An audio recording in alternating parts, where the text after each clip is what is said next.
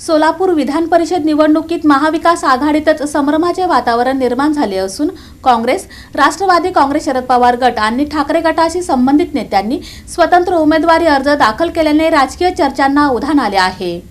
सोलापूर विधान परिषद निवडणुकीत महाविकास आघाडीमध्येच संभ्रमाचे वातावरण निर्माण झाले आहे। महाविकास आघाडीत ही जागा काँग्रेसच्या वाट्याला गेल्याचे सांगितले जात असतानाही काँग्रेस, राष्ट्रवादी काँग्रेस, शरद पवार गट आणि ठाकरे गटाशी संबंधित नेत्यांनी स्वतंत्र उमेदवारी अर्ज दाखल केल्याने राजकीय चर्चांना उधाण आले आहे। महाविकास आघाडीकडून काँग्रेसचे अधिकृत उमेदवार आदित्य फत्तेपूरकर यांनी उमेदवारी अर्ज दाखल केला।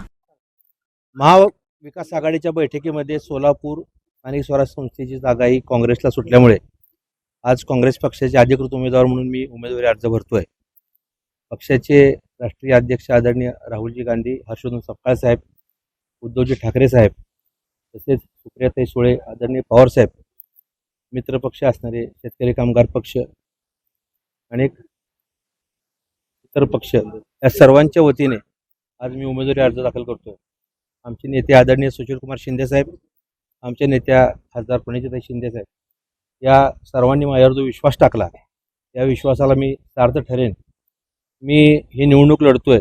मात्र त्यानंतर राष्ट्रवादी काँग्रेस, शरद पवार गटाचे जिल्हाध्यक्ष वसंत देशमुख यांनी पक्षाच्या एबी फॉर्मसह अर्ज दाखल करत निवडणुकीत रंगत वाढवली। दुसरीकडे बार्शीतील ठाकरे गटाशी संबंधित नेते तसेच नगरसेवक नागेश अक्कलकोटे यांनी अपक्ष उमेदवारी अर्ज दाखल केला आहे। विशेष म्हणजे अक्कलकोटे हे भाजप उमेदवार राजेंद्र राऊत यांचे कट्टर विरोधक मानले जाणारे आमदार दिलीप सोपल यांचे निकटवर्तीय असल्याचे बोलले जात आहे। याबाबत प्रतिक्रिया देताना राष्ट्रवादीचे उमेदवार वसंत देशमुख यांनी खासदार धैर्यशील मोहिते पाटील यांनी अर्ज भरण्यास सांगितल्याने आपण उमेदवारी दाखल केल्याचे सांगितले। एबी फॉर्म जोडलेला आहे, पक्षाच्या वतीनं आपण फॉर्म भरलेला आहे आणि सगळे आमचे खासदार साहेब असतील, इथल्या सोलापूरच्या काय असतील, आमचे दर्शीलबाई असतील किंवा ओमराजे असतील आणि सोपल साहेब आणि आमचे राष्ट्रवादीचे आमदार, हे सगळे बसून निर्णय घेतले।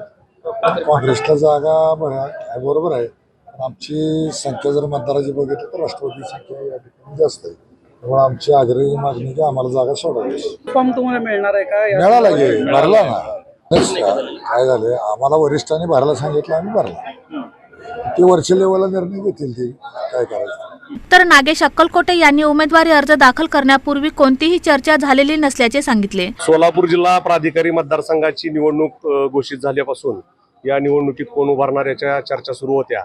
मात्र आमचे नेते दिलीपरावजी सोपल साहेब, विश्वासजी बारबोले आणि जिल्ह्यातील सर्व समविचारी नेते मंडळींनी असा निर्णय घेतला की उमेदवारी दाखल केली पाहिजे आणि लोकशाही जिवंत ठेवली पाहिजे। या उद्देशानं पहिल्यांदा उमेदवारी अर्ज आम्ही घेतला, त्याचबरोबर आज तो अर्ज भरला। हे भरत असताना या सोलापूर जिल्ह्यातली लोकशाही जिवंत राहिली पाहिजे। वास्तविक आता मी स्वतः त्या मतदार यादीतला मतदार आहे आणि गेली 20 वर्षापासून नगरसेवक म्हणून काम करतोय।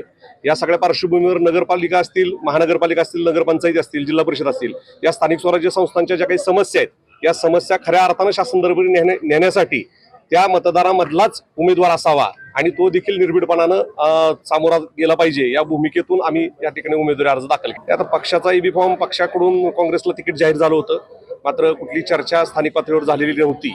त्यामुळं दिवस आणि वेळ खूप कमी असल्यामुळं आम्ही अर्ज आज पक्षाच्या वतीनं जरी दाखल केला असला तरी एबी फॉर्म नाही। वास्तविक पाहता उमेदवारी अर्ज राहतील की नाही, भीतीपोटी दहशतीपोटी हाच प्रश्न होता। त्यामुळे जेवढ्यांनी कोणी अर्ज भरता येतील तेवढ्यांनी भरलेले आहेत। अर्ज माघारीसाठी अजून 2 दिवसांचा कालावधी असून पक्षातील वरिष्ठ नेते चर्चा करून महाविकास आघाडीकडून एकच उमेदवार कायम ठेवतील असा विश्वास त्यांनी व्यक्त केला। तसेच दहशतीपोटी कोणी अर्ज माघार घेऊ नये म्हणून सर्वांनी अर्ज भरल्याचेही त्यांनी स्पष्ट केले। दरम्यान महाविकास आघाडीतील या बहुपदरी उमेदवारीमुळे निवडणुकीचे समीकरण गुंतागुंतीचे झाले असून अर्ज माघारीच्या अंतिम मुदतीनंतरच आघाडीची अधिकृत भूमिका स्पष्ट होणार आहे।